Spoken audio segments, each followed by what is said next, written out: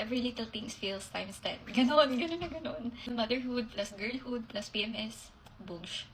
They will never understand. Nakikita ko na yung tindihan.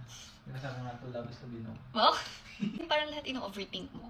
Especially sa mga nangyayari ngayon sa bansa natin. Paano na yung future ni Ola, ni Opa? Paano yung future ko kay Owie? No, sorry. Secure yung filter. Buti na lang I have this pink pill. I've been trying this pink pill lately and honestly, ang laking tulong niya sa akin. Yung pink pill na to guys, na-stabilize niya yung hormones ko. Like, hindi siya magic na kapag ininom mo, automatic ka. Hindi siya ganoon, but it helps a lot. Like, hindi na ako sobrang triggered sa mga small things. Yung tipong kapag inutusan ko si Owie, tapos sinabi niya, later na mahal.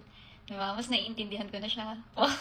Parang it reminds me na, okay, bestie, kalma ka lang. Hindi ikaw yung bida sa lahat ng drama today. Ganon. And surprisingly, nakikinig sila. Okay, so if you're fighting or struggling with your hormones right now, sis, hindi ka nag-iisa. Okay, kaya kapit lang. You are not alone. You are not